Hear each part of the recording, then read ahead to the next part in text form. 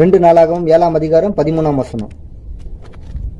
நான் மழையில்லாதபடி வானத்தை அடைத்து அல்லது தேசத்தை அழிக்க வெட்டுக்கிளிகளுக்கு கட்டளையிட்டு அல்லது என் ஜனத்திற்குள் கொள்ளை நோயை அனுப்பும்போது போதும்.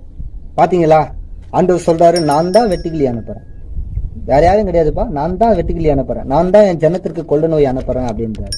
வெட்டுக்கிளி ஆண்டவர் அனுப்புடைய நோக்கம் என்னன்னாக்கா உலகத்துல பஞ்சம் ஏற்படுறதுக்கு.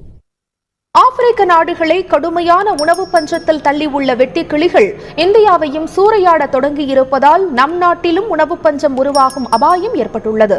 விளை நிலங்களை சேதப்படுத்தும் அத்தனை பெரிய யானைகளையும் காட்டு விலங்குகளையும் எளிதாக விரட்டும் பல நாடுகள் இன்று வெறும் வெட்டுக்கிளிகளை விரட்ட முடியாமல் தவிக்கின்றன.